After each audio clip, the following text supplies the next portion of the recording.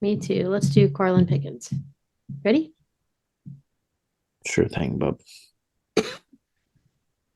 No, this is gonna be like freaking. I don't know what you heard about me. But a bitch can't get a dollar out of me. We don't have to do that one. Did you see the Yeah, spin I on mean, that ball? I did, but I also saw that it came across the screen at 76 miles an hour, and that's cheddar. That's sharp cheddar right there. What do Actually, these it says comments say? 77 miles per hour. It says that right there, but if you look at when it comes across the screen, it says 76 on the ESPN thing. I don't know how these people couldn't read that, but Yo, that at clearly 76, says still pretty good. 76. Yeah. Let's see. Question. Somebody said, funny how the speed radar said 76. Yeah. Yeah. People are dumb, man. People can't read. But yeah, 76 is still absolute gas. Fuego, if you will. Me, Carlin as a Pickens lefty not hitter, not saw the. from Louisiana, but the that was a Cajun fastball. Or maybe a little bit more of a screwball. Are you throwing a 76 mile an hour screwball? That's no that's. thanks. No I'm out. thanks. I'm going to do exactly what, who is that? Jada Coleman, maybe? That's what it looks like. What? Chest falls down, arms stretch out, lose all power from the Oh yeah, legs, yeah, completely with. yeah. I'm rocking with you, Jada Coleman. Don't you worry. Yeah. That's Yeah. crazy. Yeah, my sophomore year in high school, I had a lefty come against me through a slider that looked very similar to that, and that's exactly the swing that I took. Except the slider was like in the other batter's box, and it ended our season. That was great.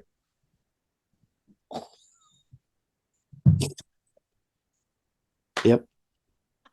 What a I great memory for you.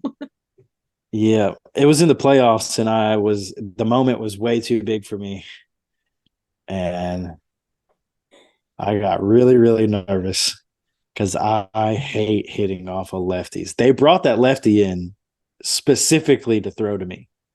That's yowzers. It was against Northwest Rankin. Mm. Yeah. And we had just come back to make it a 5-3 ball game. Somebody one of I think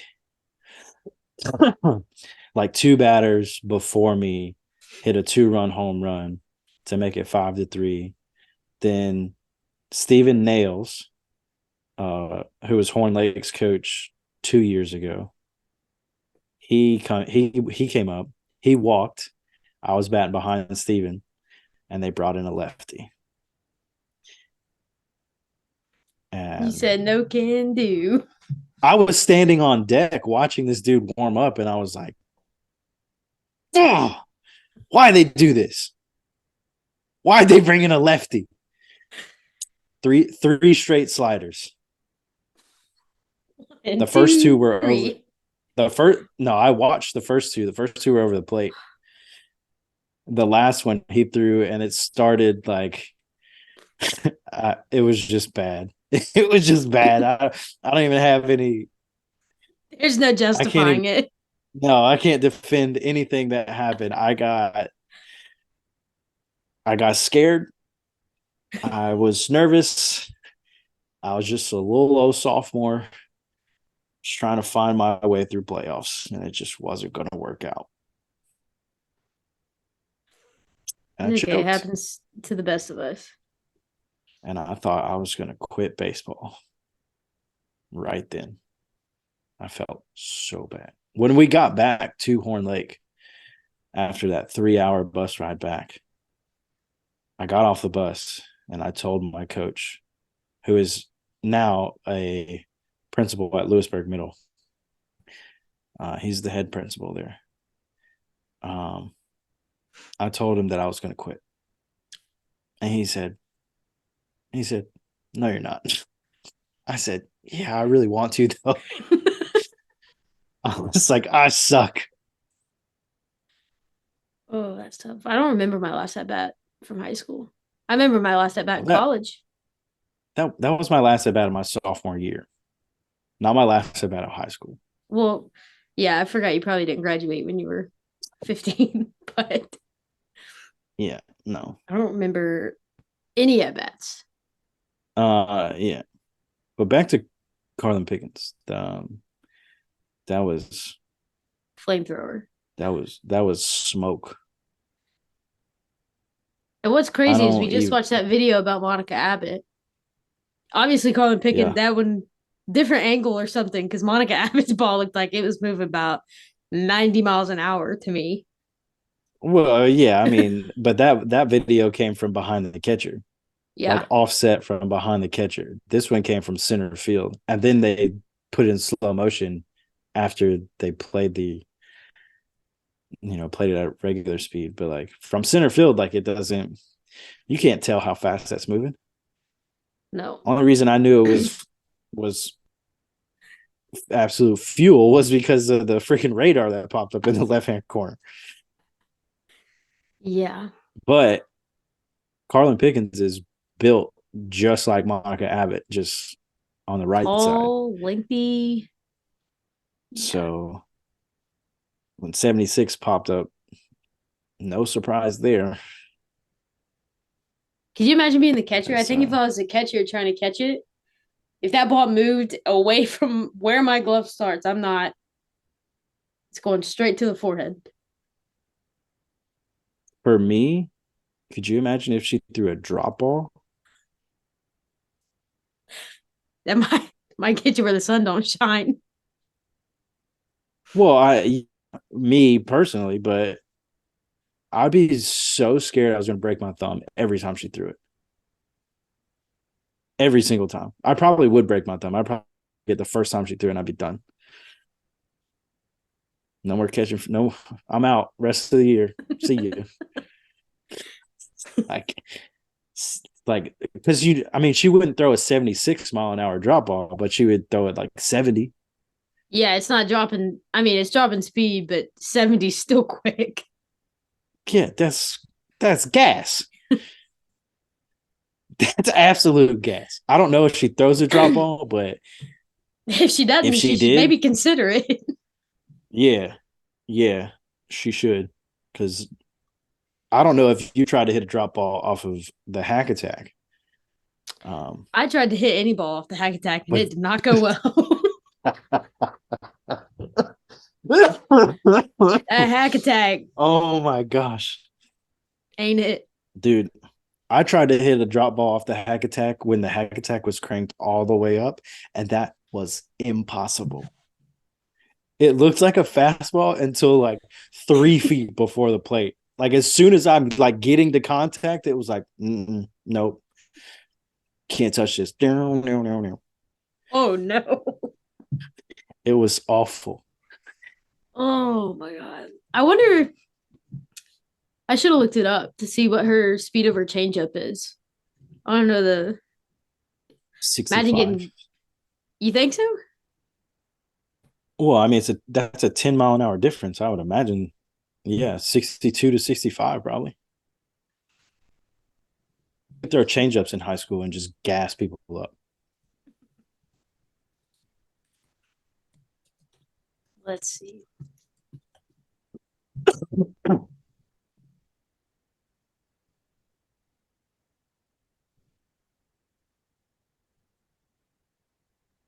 Oh, she does throw a drop ball apparently.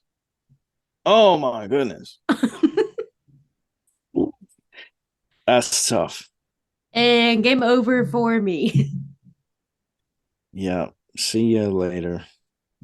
I'll sit this one out. Yeah, no thanks. Hey, coach, who's pitching today for them? Pickens. I'm actually injured. Thanks. Coach, you need to erase my name. You need to pencil somebody else in. No, thank you. This is what I told you last week, though, about Monica Abbott in that video. Like, I probably touch it if it's a flat fastball. The second You it start starts to throwing move. yeah, you start throwing movement in that. No, absolutely not touching it at all. He also throws a rise ball. So Yeah, no. just imagine the combination of like, okay, you get a fastball first. Well, yippee, you better swing. And then she's like, she's like, all right, screwball this way, rise ball up, drop ball down. Boom, 4 pitch, you're out. See ya. Here's the issue with what you said initially. What I've come to learn over the last 2 years is if you are a good pitcher and you have velocity, you can throw a fastball. Yeah. But you're not. No, Why would you throw something that doesn't move? never. Unless you Unless were you're down playing 3 like 0. yeah, unless well, I mean that, or unless you're playing just like some absolute garbage team that you know you're going to overpower just by throwing fastballs. Like there is zero reason to throw something that doesn't have movement on it. When you could just spin it to death and make people miss all the time. Yeah, because in softball, it's from a pitching standpoint, it's vastly different than baseball, right? Like in baseball, I'm not going to sit there and throw, 85 curveballs in a row. My freaking elbow is going to pop out of the skin. Get a little TJ Right? going. Right. I'm definitely fixing to rip my UCL in half if I just throw nothing but curveballs. That's not entirely true. You can as long as your mechanics are good, you can throw a lot of curveballs. But generally speaking, I'm not going to do that. I'm going to mix in fastballs. I'm going to throw changeups but in softball, like you don't have to throw a fastball because a screwball, a curveball, a fastball, a round, they're all the same velocity. They just move differently. So why would you throw the one pitch that's flat? That's the easiest thing in the world to hit. So I'm going to eliminate that. Never throwing a flat fastball again. Never. I'm going to throw I'm going to throw screwballs, curveballs, rise balls. Then I'll mix in a changeup. And if I'm good enough to know how to throw a drop ball, I'm definitely going to throw that one. You'll never I see think a drop fastball. ball is the worst pitch to ever have to hit off of. Ooh. Yeah, because it looks like a fastball at the knees. Then you look like an idiot because you're swinging at a ball that's in the dirt. Right. And that's what the hack attack did to me. And I was very frustrated because I can usually make an adjustment in like 3 pitches. 3 pitches, if I haven't made an adjustment, then like I'm just jacking up. I'm not doing what I'm supposed to do. Not focusing. I was locked in. And it took me like 10 pitches to finally just touch the freaking drop ball. It's like, bro, this is dumb. Yeah. Hack attack ain't it? No, drop ball is not it. Drop ball should be illegal. I'm being dead serious. It's not allowed It to should be throw. illegal. Yeah.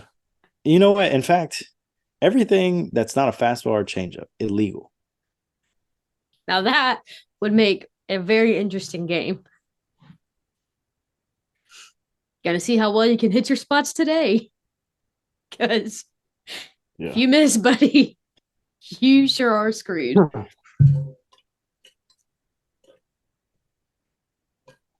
Anyway, should we kick off the episode?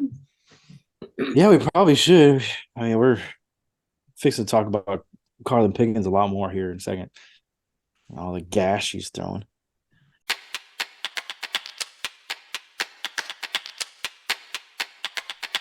All right. So, welcome back to Yellaball. We're talking about the SEC today. So great segue. We watch a video about Carlin Pickens, and now we're moving straight on into the conference where she and her team just dominated. So, oh yeah, round of applause. Yeah, whatever, Vols. whatever. Well, anyway, so finished the regular season with Tennessee on top. Georgia finishes in second place, and Auburn rounds out the 3 spot. They go into conference tournament, and Tennessee is able to outlast a red hot South Carolina team to take home SEC tournament hardware. That conference tournament was just crazy. I mean, the Pac-12 conference tournament was really crazy too, but you're talking about for the SEC tournament, you're talking about a team that was literally at the bottom of the pack, who was just like, you know what? We want to play. Yeah, we're gonna play now.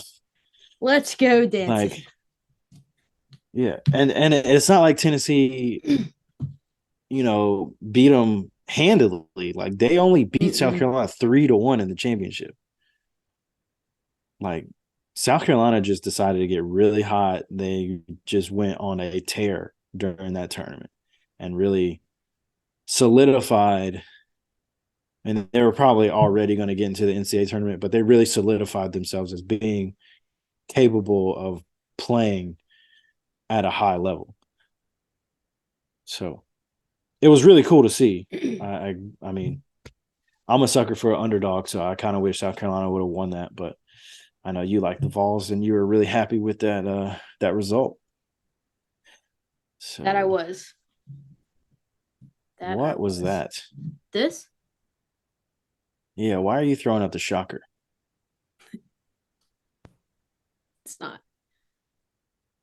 That is. Yeah, you never seen this? VOL? Yeah, and I just called it what it is. That means go Vols. First of all. Nope, not in my book.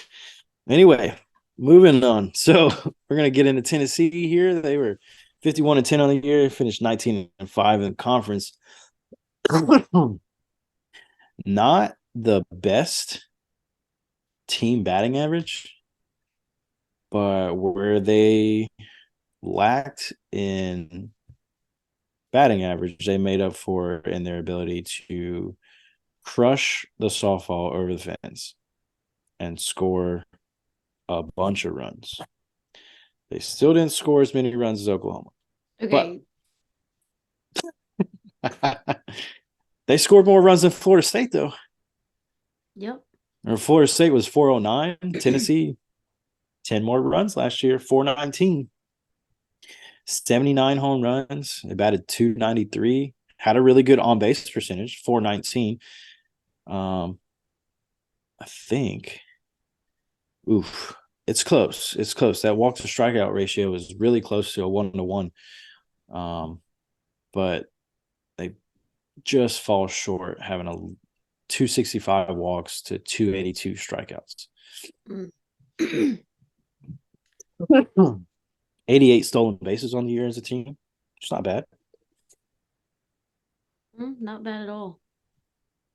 Not bad at all. I would say shout out Kiki Malloy for that stat, though.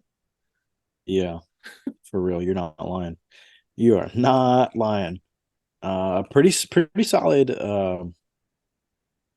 fielding percentage. One of the higher ones that we've seen so far. I think Oklahoma was at like a 985,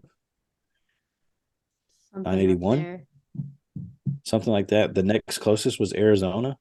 They were about, I think they were 981 or 985, something like that. And I think Tennessee is the next highest behind those two. Yeah, I feel like most of them are rocking like 960 to 970, I think is where most all of the other ones have fallen. So. Yeah. And Georgia and Auburn are right there with them as well when we get down there. Um, yeah, and their pitching staff was phenomenal last year too. 1.75 ERA. Uh, held opponents to a 164 batting average. If you're hitting 164, you just need to hang it up.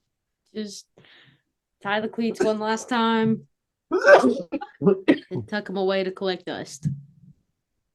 Yeah, you better hope you know how to pitch.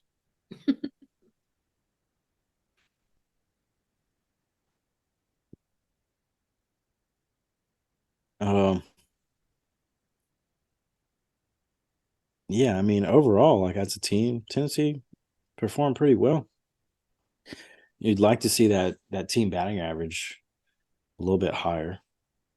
At least above 3 would have been nice.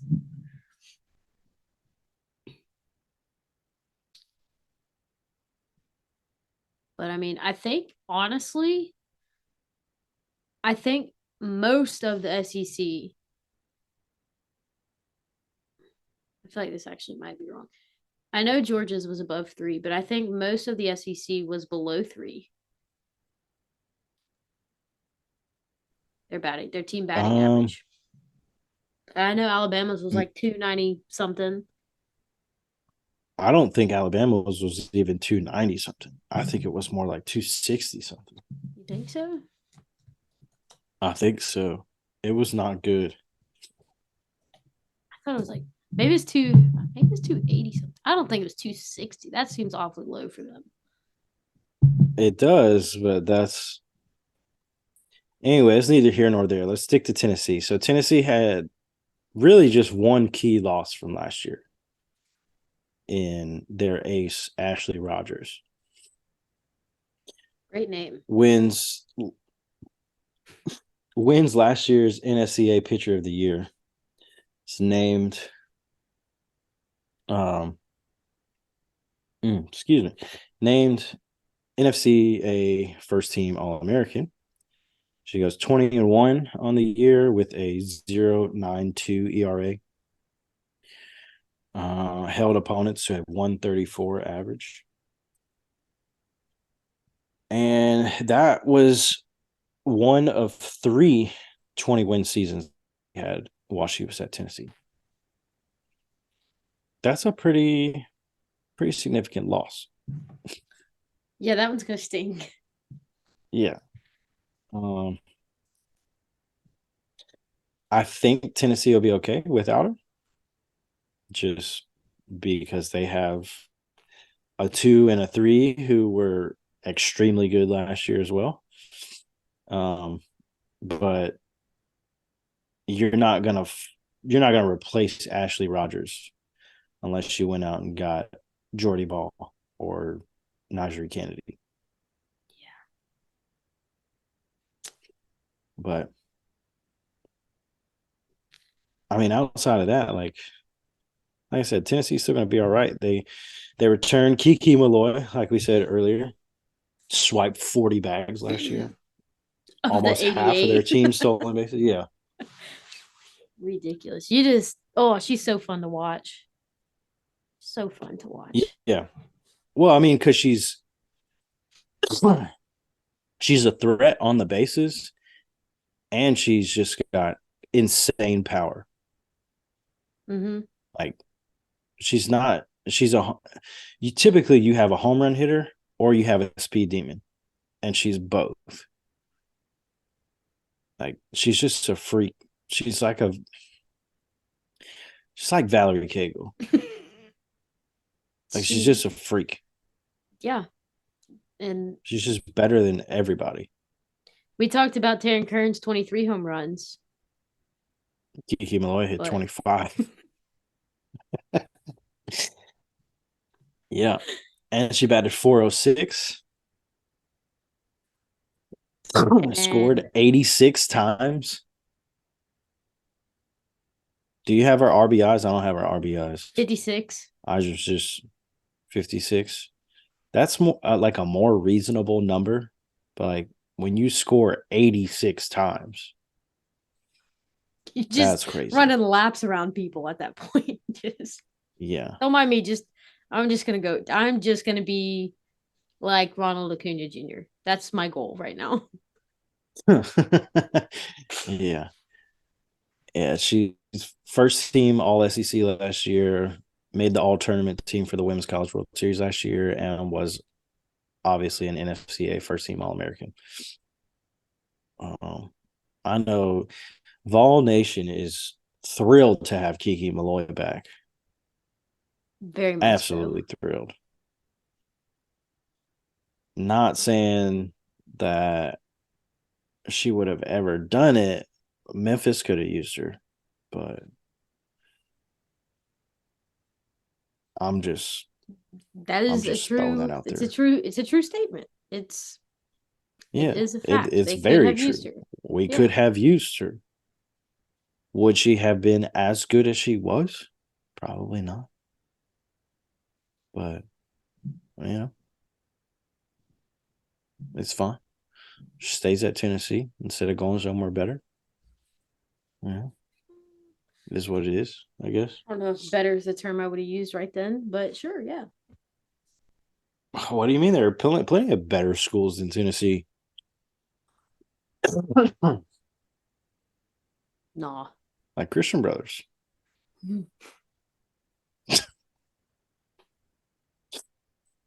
All right, who do you got next? Oh, my eyes watering. That's Who so do you got funny. next? I'm trying to speak.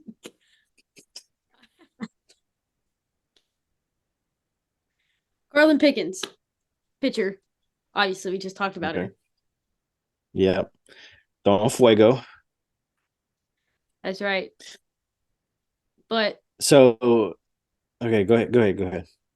I was just gonna say, throw in absolute gas, obviously, Mm-hmm. but didn't have the best ERA that she could have, and I think that could have been due to um lack of experience in the SEC. To be quite honest, I mean, she was a freshman going out there throwing heat, obviously, but with heat, also you have to be able to control it, and she wasn't the most controlled pitcher.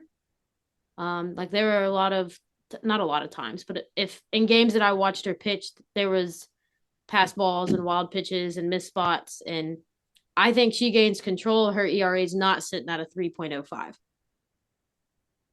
Yeah. Here's what I will say about Carlin Pickens. Obviously, she's super good, extremely talented. Um, and she was recognized for her talents. She won SEC Freshman of the Year, despite her kind of average record, mediocre ERA. If you think about her overall record, she was 9-7 last year. Mm-hmm. She pitched against some really good teams. Her only losses came to losses that she started anyway, because I think she picked up some losses in some bullpen appearances. But 5 of her losses came from games that she started, and those games were against Alabama, Texas A&M, Baylor, Arkansas, and Oklahoma. So, like, it's not like she was just, this, wild thing, Rick Vaughn coming in to the SEC and throwing, against, I don't know, freaking Marshall and losing. Like she's going to get up against the best teams in the country with the best players in the country. Most of those teams have players with a lot of experience. Right. She's a freshman. Like she's still trying to figure it out. And boy, if she figures it out, it's going to be great. Yeah, I mean, I think it's gonna be hard for her to not figure it out because she's gonna get the innings, you know. Mm-hmm. So, all right, next got Peyton Gottschall. Her last name cracks me up. Uh, we won't get into that though. We'll just move on. Peyton Gottschall was their number 2 last year. She went 16-2 with a 1.65 ERA. She was first team All SEC. Her only 2 losses came against Arkansas and Florida State. So again, like Carlin Pickens, like granted, Peyton Gottschall had a way better ERA, way better record. Again, her losses come to really, really good teams. So you expect to see her continue that this year, continue to be dominant, and really kind of slide into that role that Ashley Rogers was holding on to last year.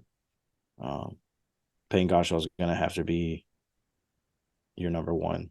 She's going to have to be your workhorse this year. Yep.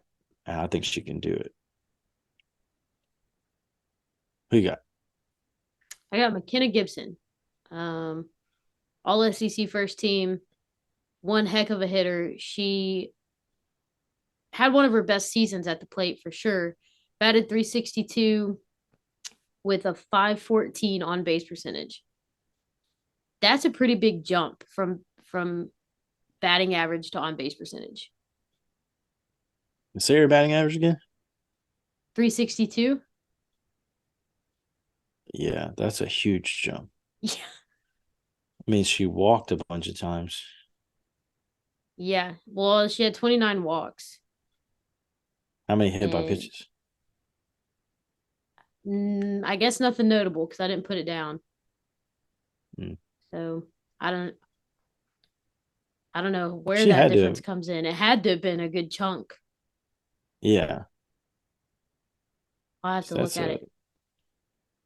That's a huge jump. Yeah. But I mean, like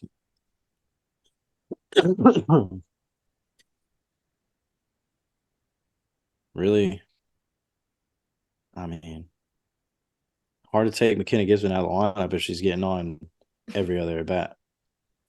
You know? How can you argue that? Hey, I know you're going basically 1 for 2 this whole season, but you're just not Yeah. quite getting it done for us. Sorry. Okay, yeah, sure. No, she got the job done for sure. She hit 15 home runs and had 11 doubles as well. So 60 RBI, Yeah. 36 runs, obviously 36. 60 RBIs. Good night. Yeah. So I mean, Jeez. she was right there above Kiki Malloy with the RBIs. Yeah, I mean, Taryn Kern had 60 some RBIs too. Yeah. Yeah. That's a lot. I'm expecting McKenna Gibson to probably perform well again this coming season after coming off of those numbers. No way, Jose. You think so? Yeah. Watching me? Yeah, she's probably going to. I'm just messing around. She's probably going to do great, I'd imagine. Another one I had written down was Zeta Pooney. She gave the Vols a huge amount of power last year at the plate. I mean, she's still going to be in the lineup for him again this year, dropping tanks left and right, along with McKenna Gibson and Kiki Malloy.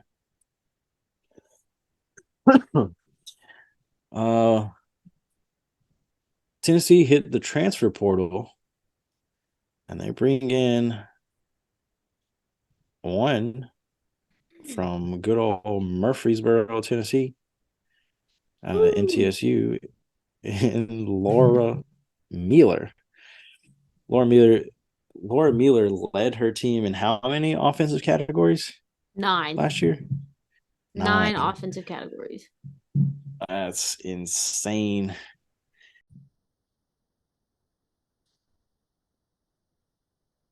All right, so yeah, Laura Mueller led her team in, you said 9 offensive categories. Yep. Was her batting average 388? Was that a team leading? Do you Let me know? look. Let me look. You don't have to look. Okay, I We can will just look. assume. We can assume Okay. it was. It was. It was. 12 home runs. That's pretty good. 57 RBIs. Right there with McKenna Gibson. Yep. Almost 60. Yeah. 67 runs scored. A 466 on base percentage and 30 stolen bases. So between Kiki Malloy and Laura Mueller, you're going to have 70 stolen bases. What is that? That's not fair. It's not fair. That's what it is. Not to mention the So, RBI part where you have the 57 plus McKenna Gibson yeah, 60 plus the 56 from Kiki Moy. yeah. Like, I don't. If Tennessee doesn't give Oklahoma a run for their money this year, they are really messing up. This Really year to messing do it. up. I'm gonna rewind real quick. McKenna Gibson's on base percentage didn't make sense because I don't know how to type. It's 39 walks, Okay. not 29 walks. They put the 3 next to the 2 on the keyboard. I hit the 2 instead of the 3. So 39 walks makes more How many hit by sense. pitches? 39 walks. Whew. 16.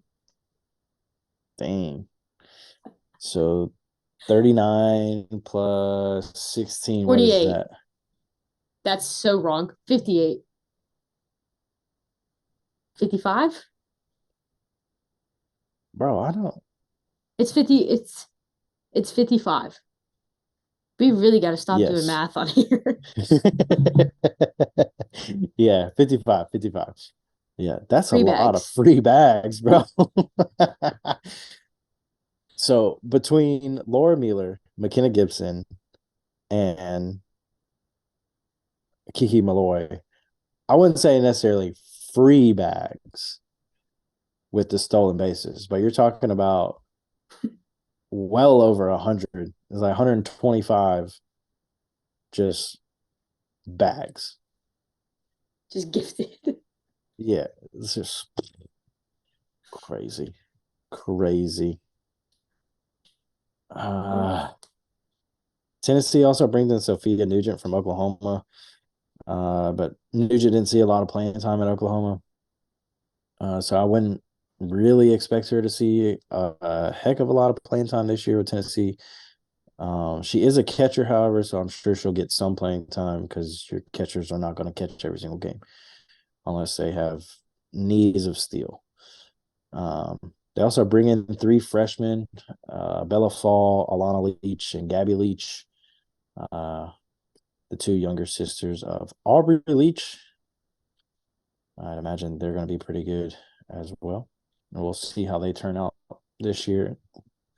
Oh my gosh. See what kind of playing time that they get. All right, so we got Georgia now.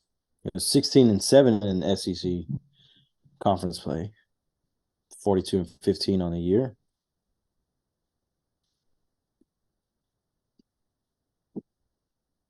.318 They batting host, average is better than most yeah, of the SEC's team. yeah. SEC Most teams in general, unless your name is Oklahoma.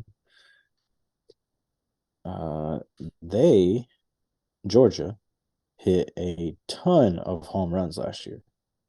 Long ball for days. Mm-hmm. Yeah, they're no Virginia Tech or Oklahoma, but they're getting on up there with 92 bombs last year.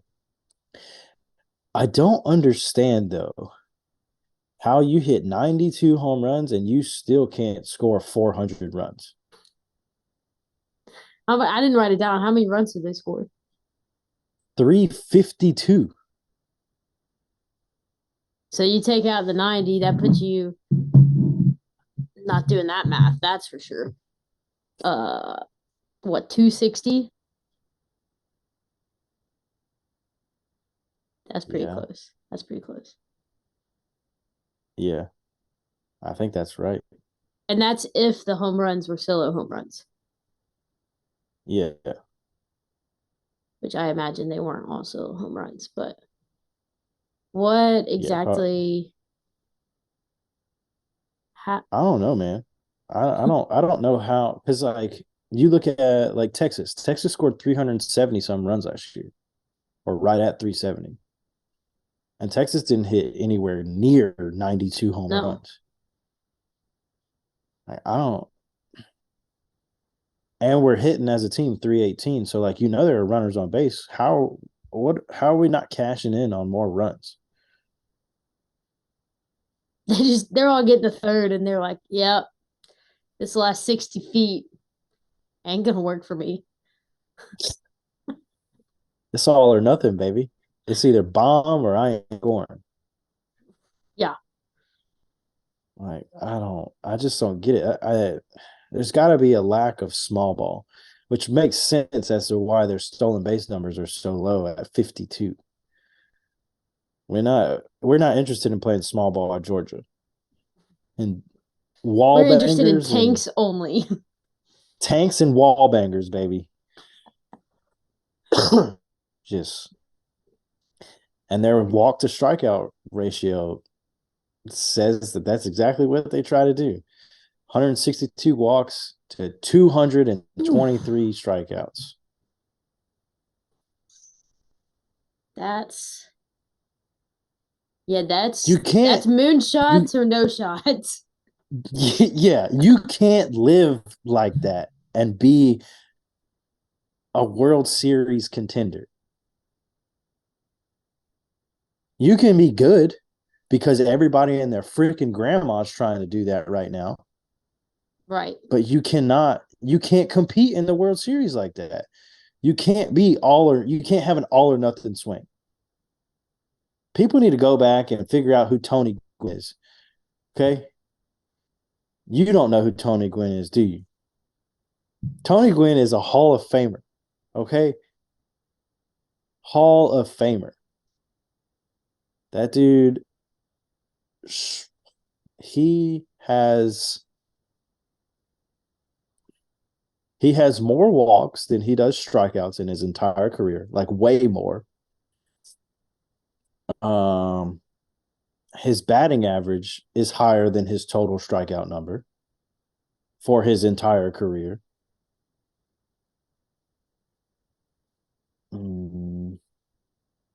There are some other crazy stats about Tony Gwynn. Like, people need to go back and look up who Tony Gwynn is and his approach to hitting. That dude he just all hit ball, what the pitcher gave him, and he just sprayed the ball all over the yard. You But don't always have nowadays to you have got power. yeah, no, like that's why the slapper exists. Beat the ball into the ground, beat it out, swipe second, swipe third, Lay up to home. hit a yeah, like why I don't understand why people don't want to play small ball. It blows my mind. Why are we wanting to just swing for the fences every single time we swing the bat? I don't get it. You can't do that. It doesn't in the big picture, it doesn't work.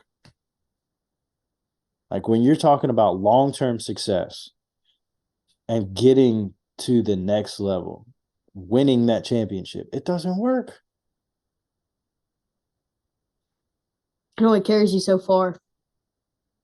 Yeah, I mean, like it's going to get you a lot of wins. Obviously, Georgia had 42 wins last year, but a lot of that had to do with Shelby Walters as well. They didn't have Shelby Walters. Look at Indiana. Yep. Look at Virginia Tech. Virginia Tech hit over 100 home runs. And they didn't even finish in the top four, I don't think, in the Mm-mm. ACC. Nope. Like the long ball only takes you so far. And small You ball eats have to people have alive. you have to know how to hit singles and just get on base and find ways to put pressure on the defense so they make mistakes and you score more runs. Blows my mind. Anyway, I'm off my soapbox now. Georgia had a good fielding percentage last year at 972. Team ERA was not very good, 2.43. I mean, in the grand scheme of things, like that's pretty solid. But like when you're talking about again being that top tier program, 2.43 is just not going to cut it. Right.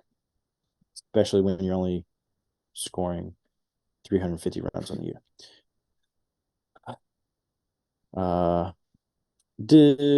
Georgia didn't really lose anybody significant last year, did they? Actually, No, they got most of their significant players returning.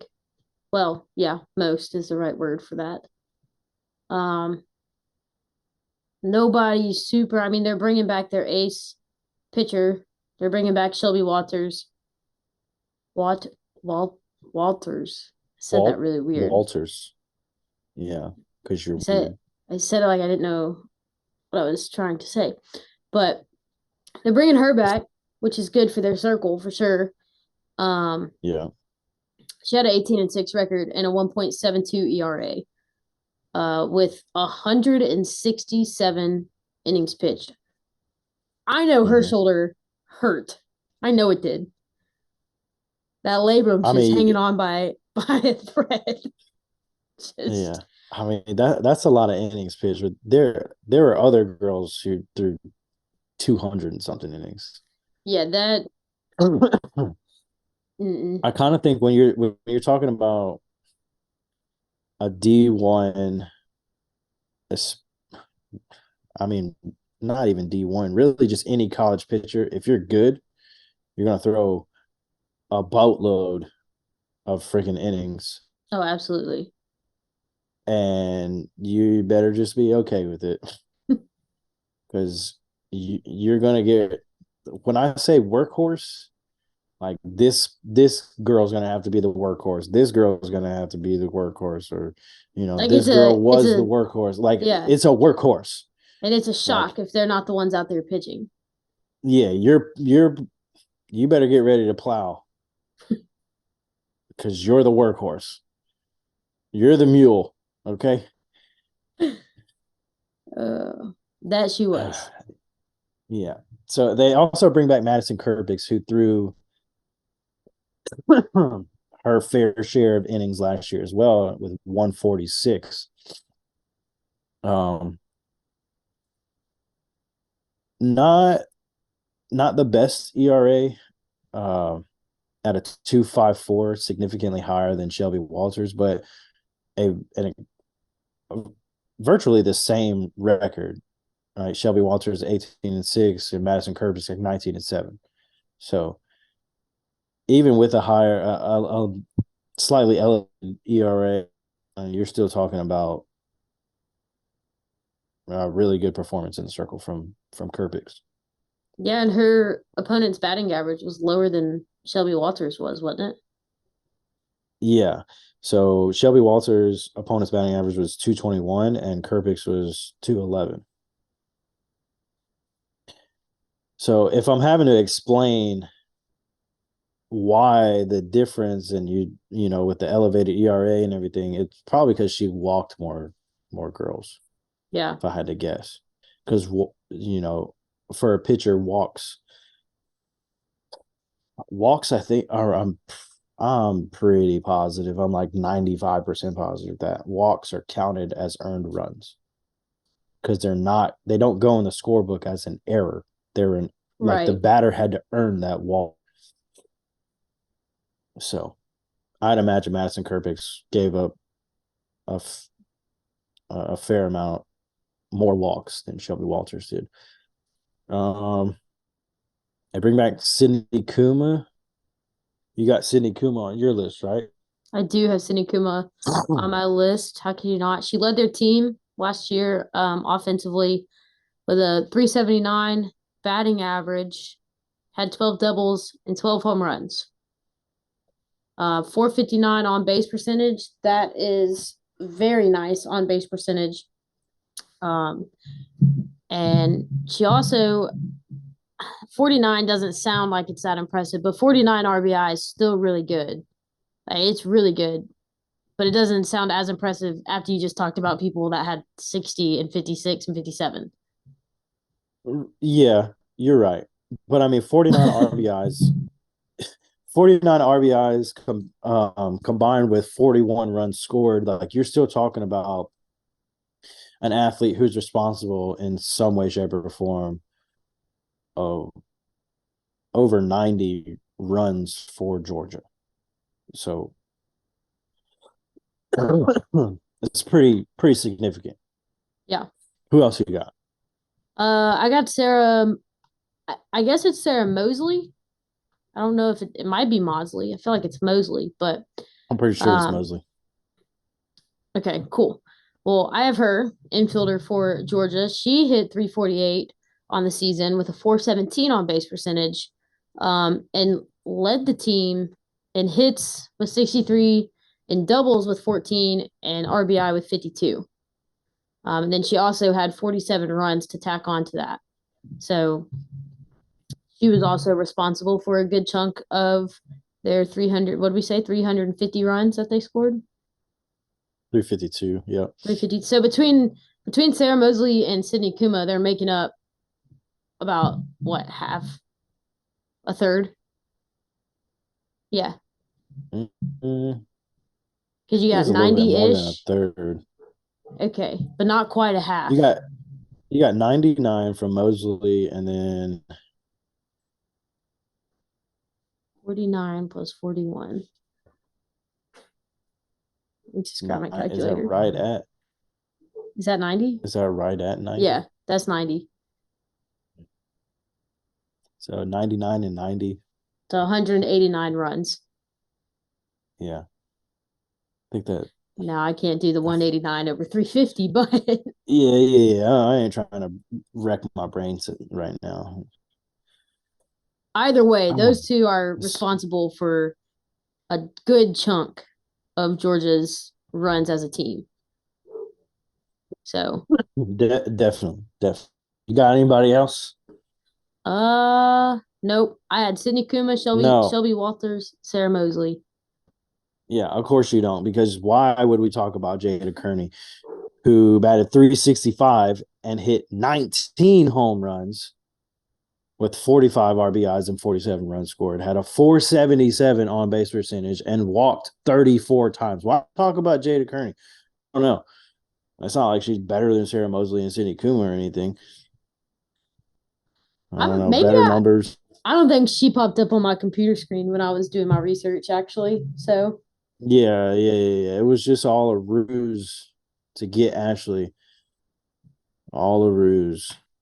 All a ruse. Anyway, between the three of them, I think Georgia's offense is going to be all right if they can figure out how to stop relying on the home run ball and play a little bit more small ball so they can cash in on runs given the opportunity to score runs.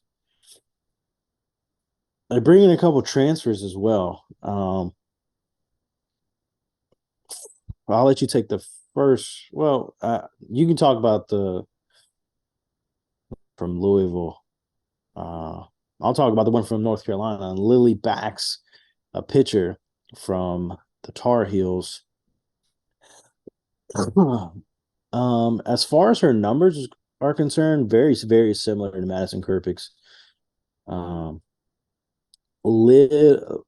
Slightly elevated ERA, just slightly, at a 2.79 compared to Kerpix's 2.54. Not ideal, but you're talking about a pitcher who came from a North Carolina team who did not have Gold Glovers and could struggled for runs. Um, Backs had a 16-14 record last year. I think her numbers are going to be greatly impacted by this Georgia offense and this Georgia defense. I don't know necessarily if that ERA goes down a whole bunch because I'm sure she had some walks thrown in as well. Um, but you expect her numbers to be better with Georgia versus with North Carolina. Yeah, I mean, as a pitcher, you always, as a pitcher, I say that like I ever was one, but you were, and as a pitcher, it's always better, and you probably feel better and more confident going out back back out onto the mound if your team's giving you a little cushion to work with. Oh yeah, for sure. But it also helps even if you're in a tight ball game, it helps knowing that you can pitch to con because your defense is going to make plays behind you. Right. And so if your backs and you know that you can't pitch to contact because your defense is not going to make the plays that they need to make, you're going to try to be too and then you're going to walk players more often or you're going to make more mistakes and give up the long ball more often. Yeah. So I don't know. And you know she probably put pressure on herself too, knowing that her offense isn't going to score a lot of runs. So yeah, I mean, all that to say, I definitely expect her numbers to be better this year with Georgia, um, having that offense to back her up and that defense to make plays behind her. She should jump into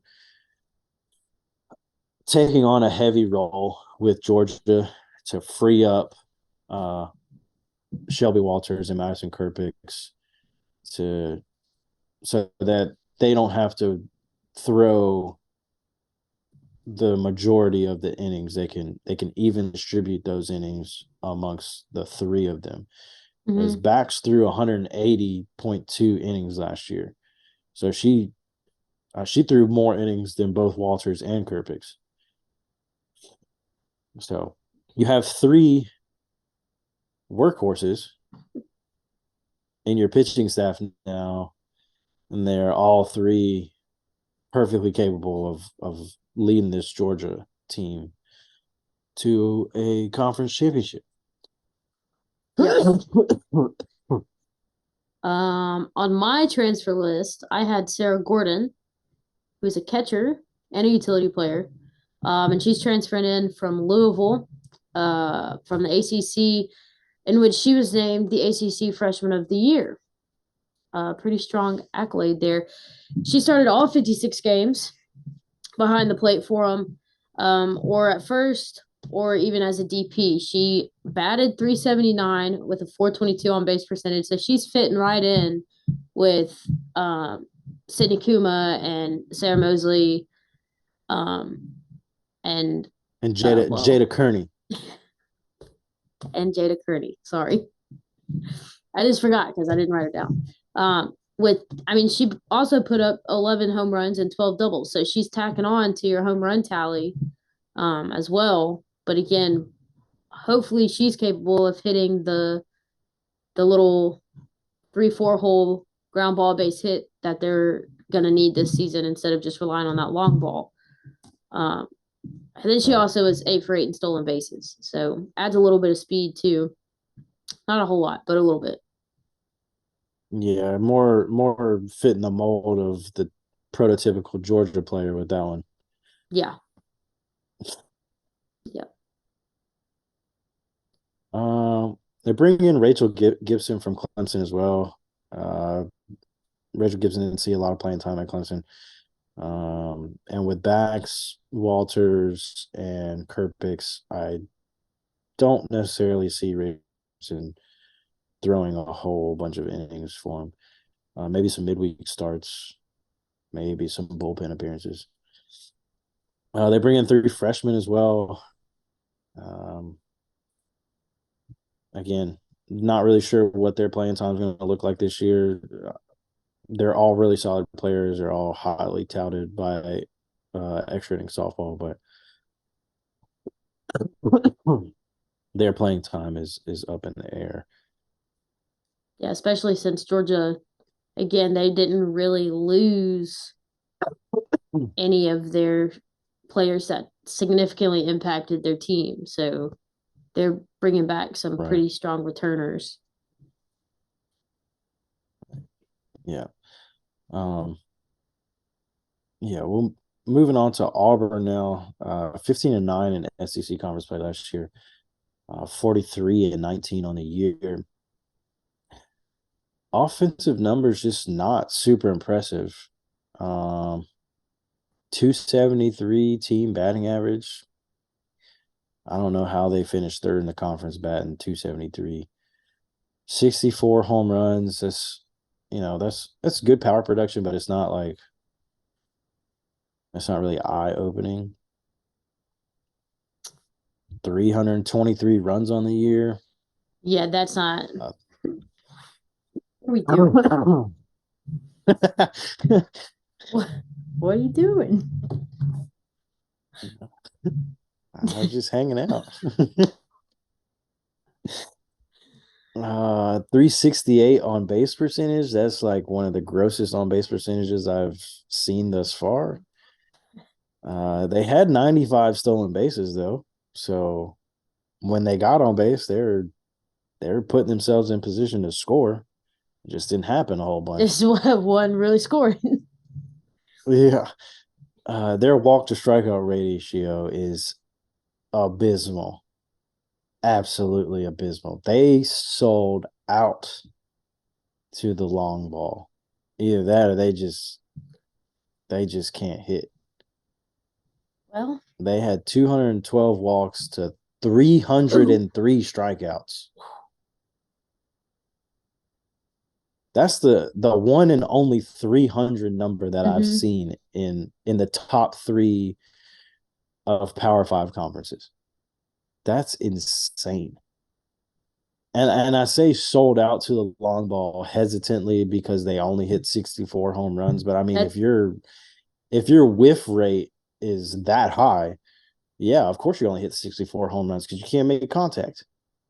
that's what I was about to say. When you said sold out to the long ball, I looked at my 64 home runs I have noted, and I was like, they didn't quite sell out like Georgia did. They didn't really commit to it. Instead, it was almost just like they kind of hoped when they touched it, that's what was going to happen, so that they could at least produce some of those runs that they got. Because I mean, they're 273 batting average with 303 strikeouts. Yeah, I mean, I kind of think the approach for Auburn here on the offensive side of the ball was just dip and rip, Make sure you get dip and the right just bat dip and angle rip, to just touch the just dip ball. that back shoulder and just hopefully we get a rise ball because that's the only ball that we're gonna hit, swinging up at everything. Drop ball, no, not touching that, not at all. Yeah, I don't know. Their third place finish kind of. I feel like it should have been I'm a different no team, but I'm no guru, I'm no softball guru. I'm no baseball guru. I played a little bit of college ball. I I was a two-way guy, for my freshman year. You know, I could hit a little bit, batted well. Uh, I like to think I know hitting.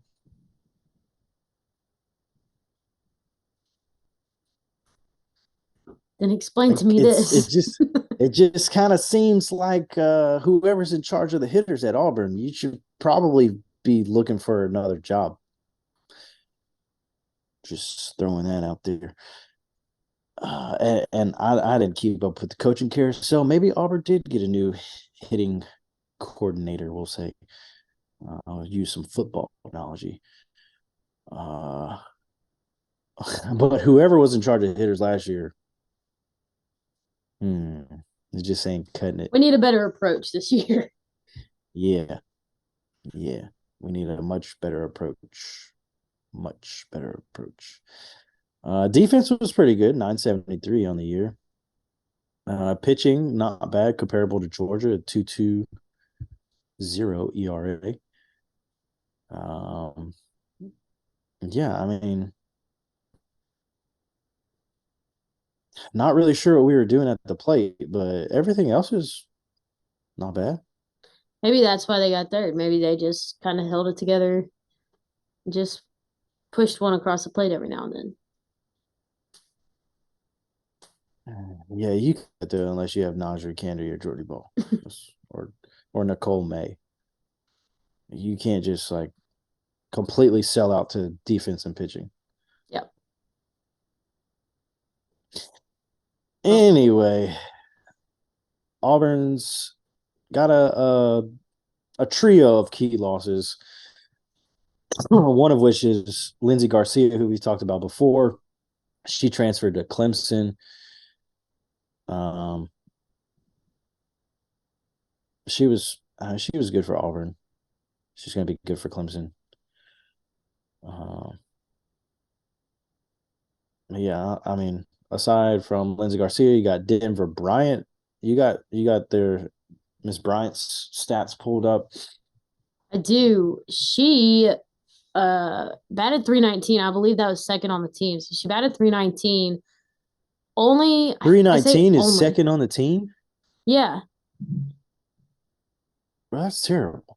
319 is good. Don't get me wrong. 319 is good, but when we're talking about it on a team, you're the second highest batting average with 319 batting average. Come on now. Yeah, the highest was a 329. Oh gosh, that's like probably the sixth or seventh highest on anybody else's team. Well, literally.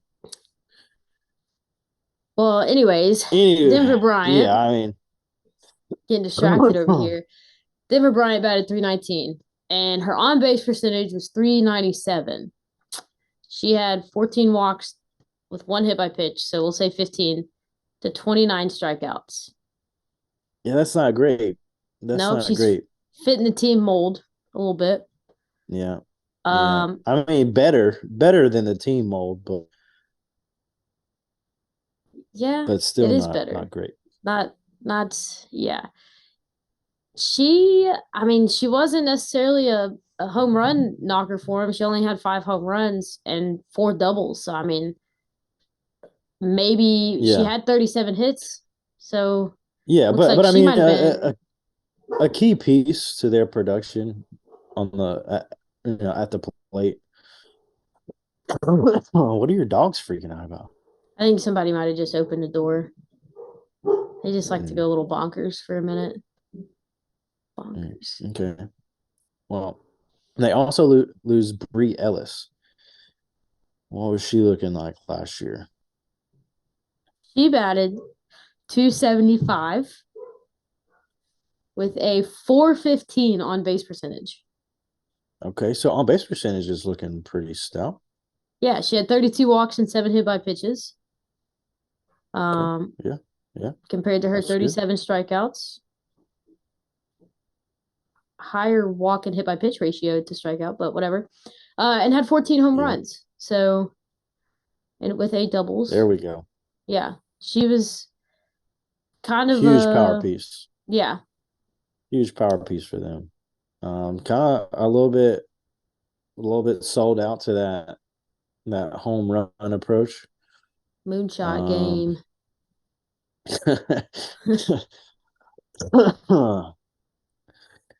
But yeah, I mean, when you're talking about an Auburn team that didn't really hit well, losing Denver Bryant and Bree Ellis and Lindsey, those are probably 3 of their best offensive pieces. But they do return their ace from last year in the circle, Maddie Penta, who went 27-7 last year with a 1.33 ERA through 220 and 2/3 innings with 303 strikeouts. Hey, that's the same as their team. I know, right? It's like she pitched against them every game. Oh, that's crazy. One person Yeah, has the Matt, same number that 9 people have. that's embarrassing, honestly. Anyway, Matty Pena wins first team All SEC honors last year, SEC Pitcher of the Year, and NFCA first team All American. Um, gotta love if you're a Tiger, you gotta love having Maddie Pena back. I mean, she's literally the reason that you finished the season as well as you did. Right. They bring in a couple transfers. They got Amelia Leck from Maryland, who kind of fits the mold again, batting 285 last year, a little bit better, but not, I mean, not where you would like to see your hitters. You want to see them up or above that 300 line. Has a much better on base percentage than the majority of the team at 411. Sold out to the home run with 16 home runs last year. She's going to fit right in with this Auburn offensive approach, that's for sure. Yeah. And you have one more transfer to talk about. Yeah. Their other transfer in a Wallers? Yeah, we'll say Or Wallers. I'm not sure Wohlers? how I to don't, pronounce it. yeah. If anybody could give us some insight into how to pronounce this name, it's Waohlers. We're going to say Wallers. Something like that. But she, to me, does not fit the Auburn mold and instead Not at all. fits into her own little mold as a transfer coming into to Georgia, to Auburn. I did that earlier. She batted 364. She's coming in from DePaul. Is that how you say that? I feel Yeah, like yeah, I've yeah. always said it wrong. But she's coming in from DePaul. She batted 364 for him last year with the on base percentage of 446. Now we're talking much better numbers. Yeah, yeah, Much yeah, better yeah. numbers. We're 15 doubles and 12 home runs. Looking much better. She did have 38 RBIs and 34 runs herself. So, I those are great numbers, and I'm glad Auburn picked her up. Um, I will say I'm a little bit concerned that Auburn's going to try to push her to that Kiki Malloy 25 home run number, and she's going to greatly suffer in every other offensive category. yeah. When they need to just kind of let her stay consistent with where she's at. Let her just cruise on through. Yeah, yeah.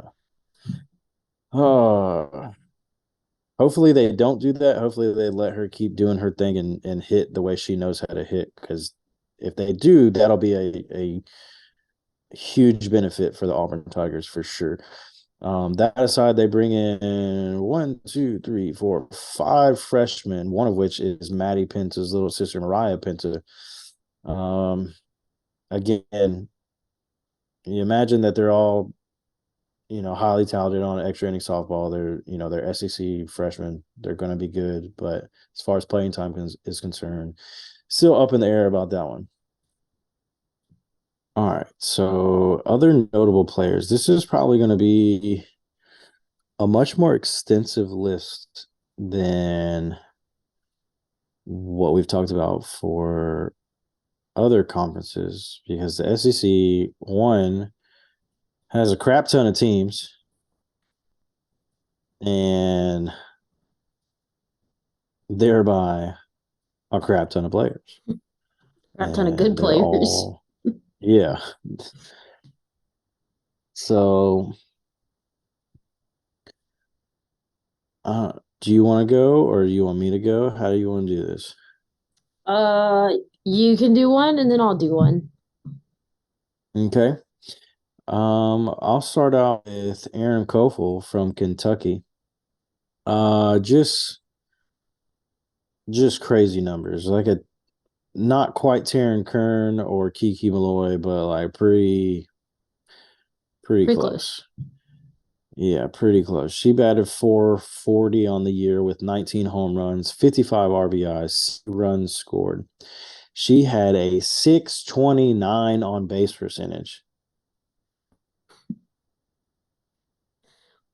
with 64 walks. Mind you, Aaron Kofel also played for the women's national team.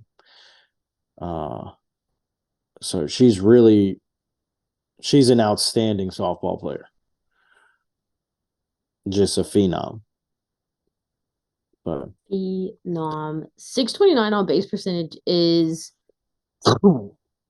I don't even know what word I'm looking for other than just insane. Because it's not unheard of, but it's very unlikely that your it's on base rare. percentage is that high. It's rare. It's Yeah. extremely rare. Like, I don't know. Kentucky, I don't know how you're holding on to her. Because she's good for you. That's all I'm saying. Got her in a chokehold. Just Yeah. That NIL money must be good for Aaron Kofel, boy. yeah. Either that or she loves her some freaking Kentucky Wildcats. I don't know. I don't know how Kentucky on to her. I really don't. She should have an opportunity to win a World Series ring. And I don't Agreed. think she's going to get that opportunity with Kentucky, unfortunately. Also What agreed. crazier things have happened? I have been wrong before. I would love to see Kentucky slide on into a women's college World Series. That would be fantastic. Kick Tennessee out. That'd be great. Nobody said they had to kick Tennessee out. Whoa, whoa, whoa. Oh, all right. Who you got? I have Nia Carter from Iowa. Okay, yeah. Sounds strange because we're talking about the SEC, Another but she's right. going to the Razorbacks this coming season to an already See, pretty this is strong another Arkansas team.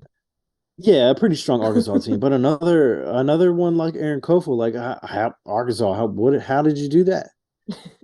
Nia Carter, why of all the teams in the world you could have picked, you pick Arkansas? She'll stand out. I mean, she was already at Iowa, so it was already a cold place. So like, I'm sure she felt fine in the Ozark Mountains of Fayetteville, Arkansas. Um, she's going, from the plains to the mountain. You didn't want to pick somewhere warmer? Yeah, you would never catch me playing in the cold. That, Heck no, bro. for the birds. No, No, thank thank you. you. I ain't trying to break my hands, man. No Mm-mm. thanks. Not be able to feel my toes. That's for the birds. Anyway, continue with Nia Carter because she's another Aaron Kofel freak. She's a phenom. She Go ahead. is, yeah, she's great. I believe I think she's a slapper too. I think, which would explain some of her numbers. She had a 479 batting average. Wild. Somehow that was the third in the NCAA. Not really sure how that works, but 479 batting average. Led her team in runs with 45, hits with 101 hits. Hold on. Yeah, that great numbers. I just want to throw this out there. Led her team in runs at 45. We were talking about Kiki Malloy, who had 86. Anyway, continue. But her hits was a lot better. It was a 101, which was high up in the NCAA rankings. I think it was second. And then a 527 on base percentage. Was not a home run hitter, is not, I guess, because again, I'm pretty sure she's a slapper, which would explain the 101 hits. Yeah, she's just blazing. She's just fast like the Flash, She's just Yeah. zoom, And zoom, zoom, zoom, zoom. some of the balls, if you watch some film on her, some of her hits are like off of not even pitches that people would normally swing at. Like I watched a video earlier, the one that I was watching before we recorded. She literally, like what you do when you're hitting front toss off me, just like stuck her bat out and just like touched a high and outside pitch and just beat it out. I'm like, and just zoomed down. yeah, Yeah. just got there. Insane. But yeah, Nia Carter is coming to the SEC, going to Arkansas.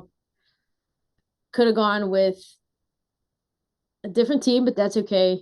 I think she'll do pretty well in the SEC. I think she's going to be just fine coming over Oh here. yeah, for sure. So She's definitely going to help Arkansas out. That's for sure. She's going to be a difficult out every single time she steps to the plate.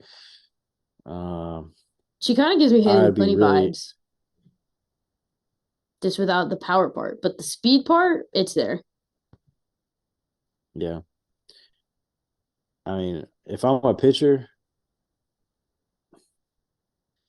I don't want to walk her, but like I throw it to her either.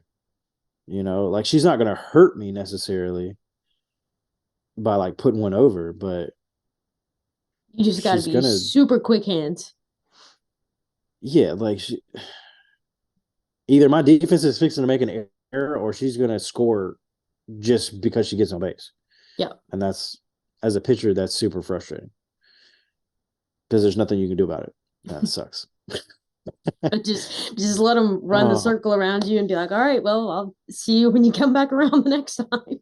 Yeah, like Nia Carter. Here we go. All right, here you go. Just here's your freaking screwball. You hit off the end of the bat. It goes 2 inches in front of the plate, and you're on first base because my catcher just can't get up fast enough, and I'm way too slow to get from the circle to that ball.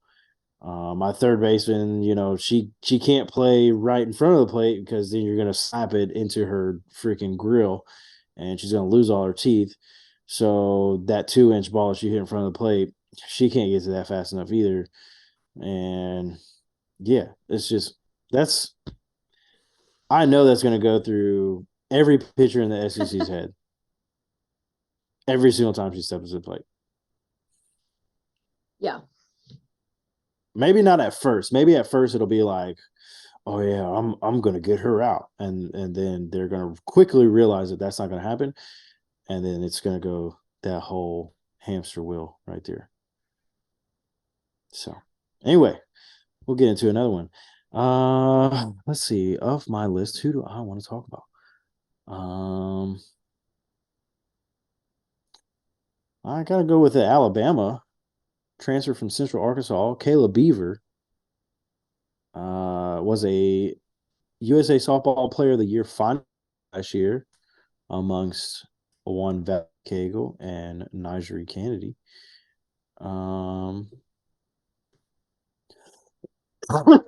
It's 27 in the last year with a 1.15 ERA. Had 194 strikeouts through 201 and 2/3 innings. I mean, she was the one and only pitcher at Central Arkansas and outside of the Power Five that I saw that legitimately threw 70 miles an hour. And I believe it. That's super impressive. That's super impressive. And that's the only reason Central Arkansas managed to. I don't think they beat Oklahoma State, but they played them extremely close. Mm-hmm. Way closer than you would expect a mid-major to play Oklahoma State. Yeah, she kind of locked their team down last year. Yeah, like that put Central Arkansas on the map, honestly. Mm-hmm.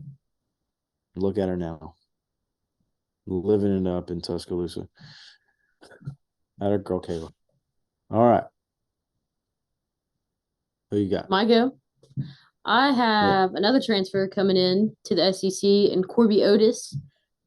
She's transferring, I believe, from Louisville. Yeah, from Louisville to Florida. To Florida. She led her team last year with a 414 batting average, led them with 63 runs and a 502 on base percentage. She had 10 home runs, 8 doubles, and 7 triples. Triples, I feel like, are hard to come by. So when I see somebody with like more than 5 triples, I make a note of it because the only time I'm getting a triple is if I'm hitting it in the right field corner. So Yeah, you're slow, so. Okay. Let's not go that far. Well, but anyways, Corby Otis, before I get distracted, um, she Louisville also lost. Who else did they lose? They lost like their 1 and 2 top producers offensively, and Oh, Taylor man. Taylor something. Oh, I had it and then it just went away. Then it poofed. Uh, yeah, it poofed. Whatever. What is her name? Man, It's whoever it was. Corby Otis was right there with her. I can't. Yeah, I It's can't really gonna bug remember. me. It's really gonna bug the crap out of me. I'm gonna have to look it up. Okay, that's fine. Keep going. Keep talking. Yeah, I'll keep talking about Corby Otis. Um, she for Louisville was one of the top performers, and I expect her to be pretty productive down in Florida alongside some pretty solid teammates. The 414 batting Sarah average. Gordon transferred Oh, there was a from girl named Louisville. Taylor. Something Taylor or Taylor something. Am I just making that up? Do I just want Sarah Gordon's name to be Taylor? Maybe, but Sarah Gordon transferred to Georgia. Right.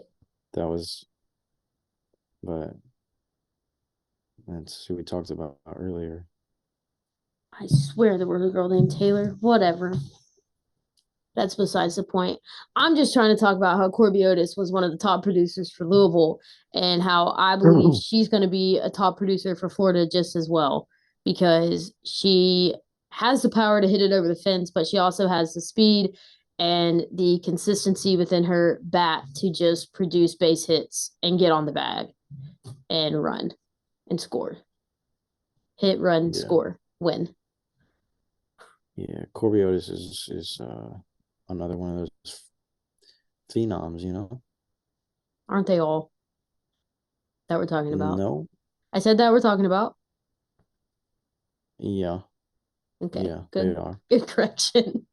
But no. um yeah, you got another one? Go ahead. I mean, I do. Do you not have another one? Oh wait, no, you Yeah, don't because you forgot to list her. No, I have three more actually, but Well, you should go because I only have one more. okay. I got Sydney Burzin, LSU's ace. She's back 14-8 on the year last year with a 1.91 ERA.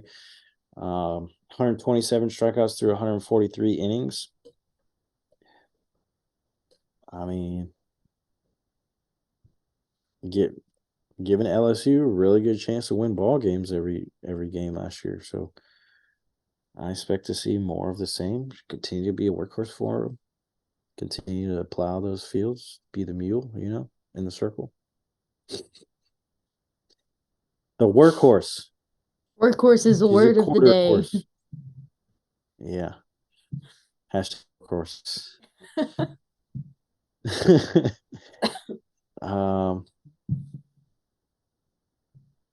Also have Rylan Hedgecock from Arkansas. She batted .335 last year. Had a .459 OBP with 32 walks on the year. 41 runs scored. Her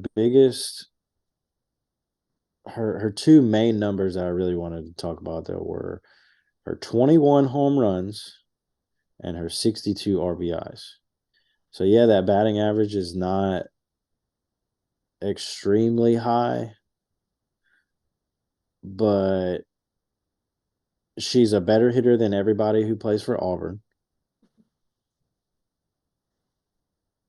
while also selling out to the home run and dropping 21 tanks. While using Georgia's method of the long shot. Right. So we're going to give Rylan Hedgecock a shout out here because she was awesome last year. And I want to throw one more out there in Alex Honnold, For Mizzou, she batted 396 last year with 14 bombs, 49 RBIs, and 52 runs scored. Also above 500 on base percentage at 539 with 44 walks and 20 swiped bags. Somebody tried to tell Alex Honnold swipe or no swiping, and she said, no. That's fine. So, Swipe only. Thank you. yep. That's all I know how to do is swipe. Yeah, so she's going to be good for the Tigers again this year, along with a couple of other key pieces that they've brought in good old Mizzou. Missouri Tigers. But you had one more that you wanted to talk about, so you Yeah, I go have ahead. one more really I didn't put important her on one. my list. There's your reason. Well, Go there's ahead. Interesting. Anyways, my last notable player is, in my opinion, the player to I'm putting her above my Volunteers, and that really hurts my heart.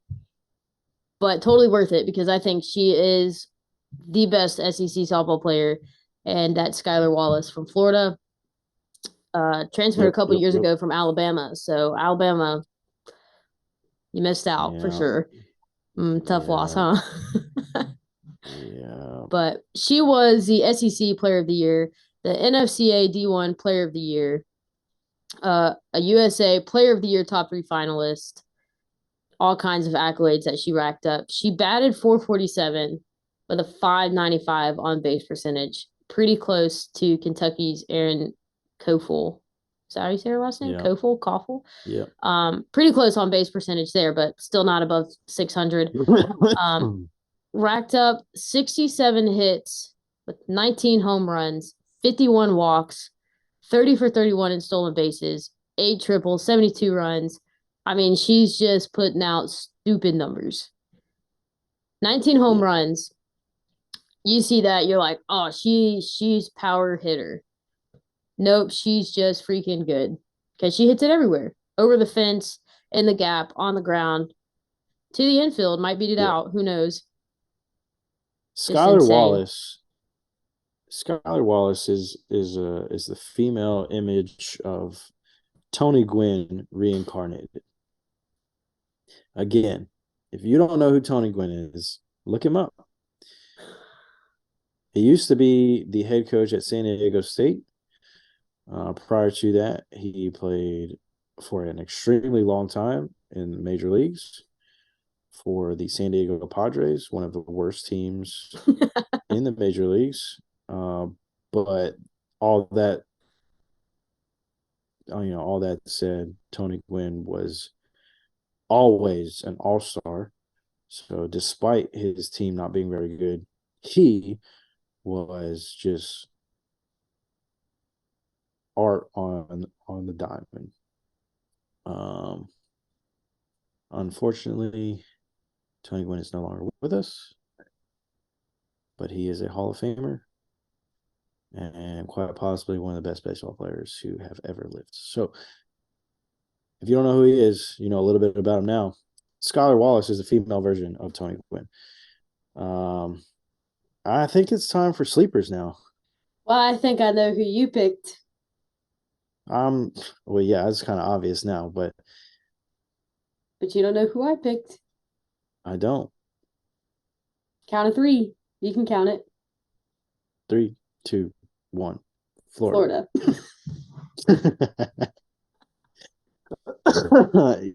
So that's why I didn't put Skylar Wallace. Yeah, that's why I didn't put Skylar Wallace on my other notable players list, because I was going to talk about her here on my sleeper because she's a freak. She's a phenomenal athlete. She is Tony Gwynn reincarnated as a woman. She's just fantastic. I mean, in today's world, I feel like it needs to be clarified. Oh man, yeah. In my sleeper just, notes for her, I literally put Skylar Wallace is returning. Period. Yeah, I mean, she's just a phenomenal athlete. She's great defensively. She's great offensively. She's a great base runner. Like she just does everything really, really well. Um, she's one of three of Florida's top returning bats. They also have Kendra Falby, who's returning, who batted 403 last year, hit 24. No, excuse me, did not hit 24 home runs, had 24 RBIs, 56 runs scored, 464 on base percentage, and an additional 24 stolen bases to Skylar Wallace's 30 stolen bases. And then you have Reagan Walsh, who only batted 310 last year, but 310 is still pretty good.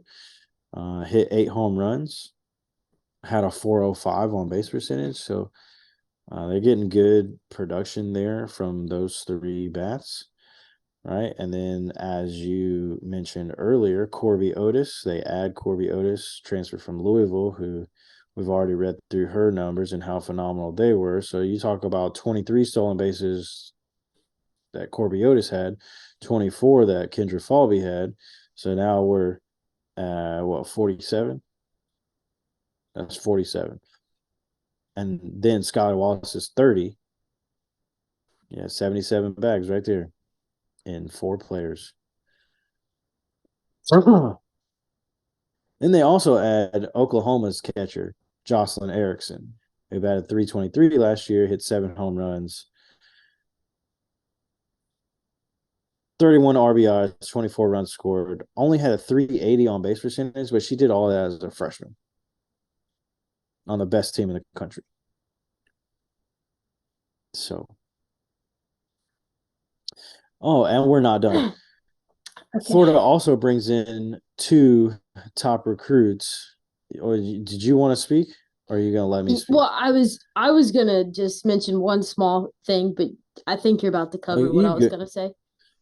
Okay. The Gatorade players of the year. Yeah. Just is one little small detail there. Yeah. Notice I said Gatorade players of the year. Florida brings in Ava Brown, who was last year's National Gatorade Player of the Year. And prior to that, she was Texas's 2022 Gatorade Player of the Year.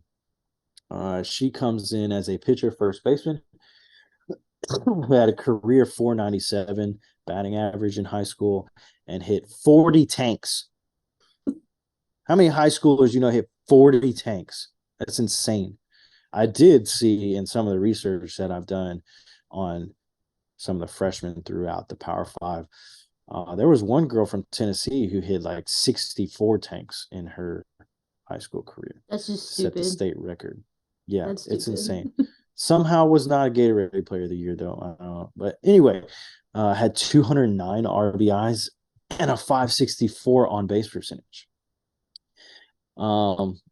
Really good offensive numbers there, more so from a power standpoint. 497 is phenomenal, but just about every incoming freshman hit 460 to anywhere from 4. Really, I would say 497 is probably the lower end of incoming freshman batting averages.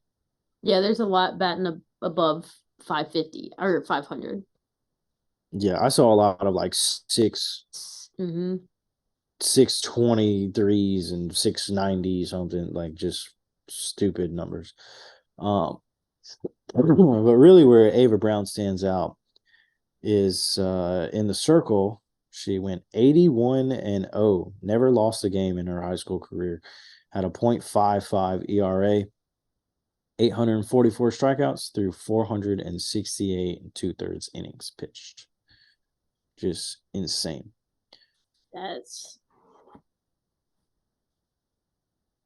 Well, how do you think it feels to just be the team or the batter going up against her?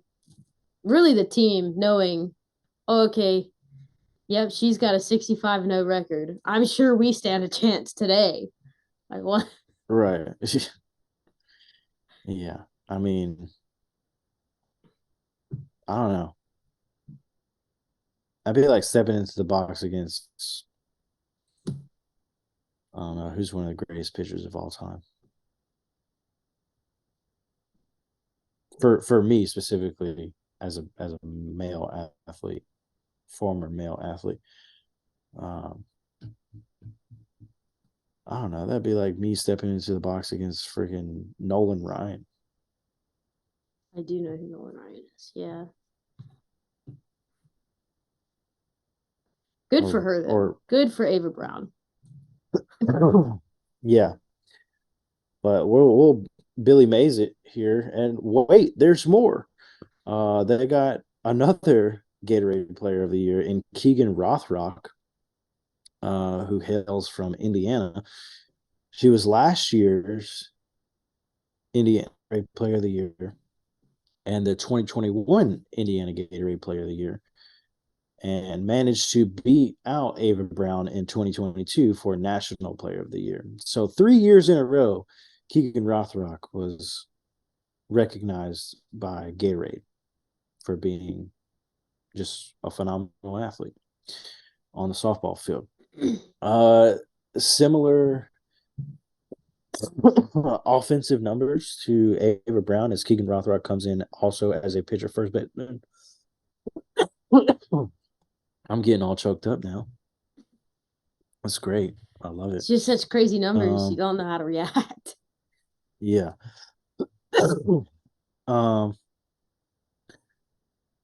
Yeah, similar numbers to Ava Brown. On both sides of the ball, really. Career 488 hitter, only 26 home runs throughout her high school career. But that's still a lot of home runs, for a high school kid. Yeah, it's not 40. I would have loved to have. I would love to have 10 home runs in high school. So yeah, I think I probably had 3, but I also had over 400. But I wasn't hitting 6 something like these crazies are. These crazy Power 5 freshmen. Yeah, Keegan Rothrock brings a lot more to the table in a circle. Was 77-4 during her high school career with a .45 ERA. She had 1,080 strikeouts through 497 2/3 innings pitched. Yeah, you're simply just not hitting off of her. Not in high school. No. That's for sure. I don't know how she managed to lose 4 games. She must have tried to pitch like left-handed or something. Yeah, like let's just change it up, coach. I'm tired of dominating people. I just want to throw a change up every single pitch, actually. Give them a chance. Yeah. I don't understand. I do not understand how she lost the game. Either way, Florida is. I would be absolutely shocked if they had a repeat of last year. Yeah, I don't see that happening because of who they're bringing. I mean, I think what hurt them last year was not necessarily hurt them. What hindered them, I guess, kind of kept them from being how good they are or that they have been in their past seasons was their pitching status. They had a team ERA of a 3.69, and that's just not pitching, cutting it. Yeah, their pitching was not great last year, and they did lose one massive offensive piece in Charlotte Eccles. Yeah. I think I don't necessarily think they make up for loss of Charlotte Eccles because they're not going to get those power numbers back, but they're getting really good batting averages, really good on base percentages, and a share of home runs. Yeah. And they're getting more stolen bases than Eccles ever produced. But True. with Ava Brown and Keegan Rothrock coming in, I definitely expect to see them doing a lot more pitching than hitting. hmm Um, Florida also and got a new pitching coach, yeah, so that's something so to consider. I would definitely not be surprised to see Florida working their to the top of the SEC like like they have been in years past. Oh, Does that mean you're ready to put in your top 3 picks for the SEC? top 3 picks for the SEC. Well, hmm, I mean, I'm sure we're sitting in the same boat. I think the ultimate winner of the SEC next year is going to be Tennessee. Good choice. Rocking with it. Great um, option. um, I mean, outside of that, like, I think Georgia's going to be right there. I don't know that they're going to finish second, but they just didn't lose anybody Right. to not be really good again. Um, but I think Arkansas finished fourth last year. Alabama was fifth. I don't think that Caleb Beaver is the answer for Alabama. Caleb Beaver is really good, and I think she's going to drastically improve their pitching staff. But I don't really think Alabama had an issue with pitching last year. It was more so hitting. They were not able to hit the ball like they typically do, and I don't really think that they went out and got pieces to put themselves in a position to score more runs more often. Um, I think Arkansas did. I'm not sure about their pitching. Um, Florida's got all the pieces. I wouldn't be They just surprised to gotta see. complete the puzzle. Right, I wouldn't be surprised to see Tennessee, Florida, Georgia, or Florida, Tennessee, Georgia. I would not shock me at all. I think I Uh, think I'm going Tennessee, Georgia, Florida, or Tennessee, Florida. I really don't like Georgia, so I just don't want to be second or third. Um, I I'd be cool yeah, with the Tennessee, Florida, Arkansas, Alabama, Tennessee, Arkansas, Florida, Alabama.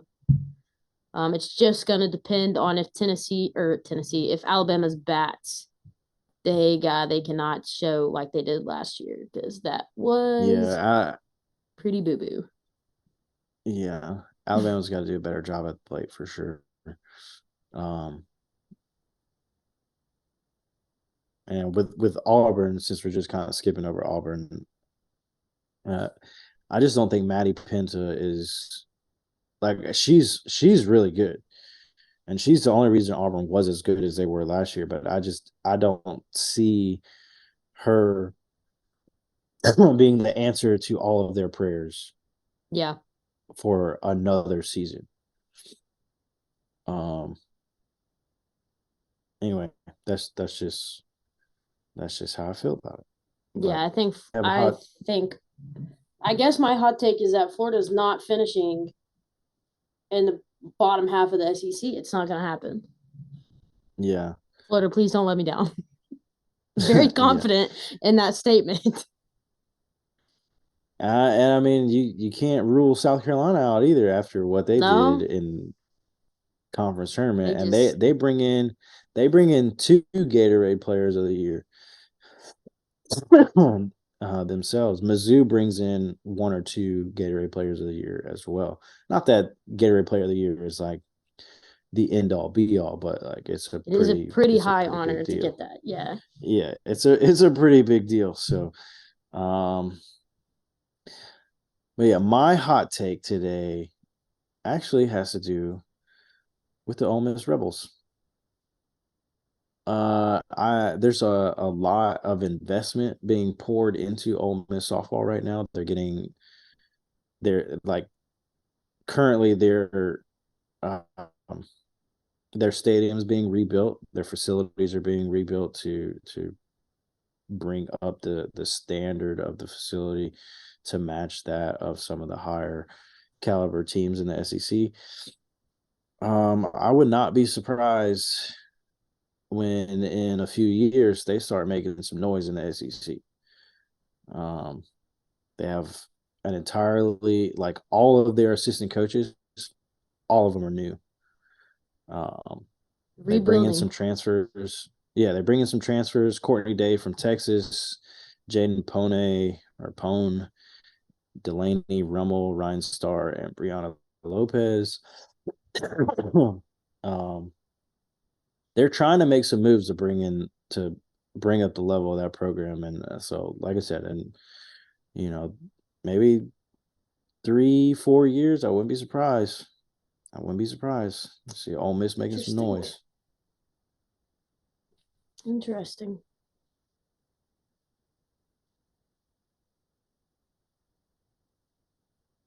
But yeah, that's my hot take.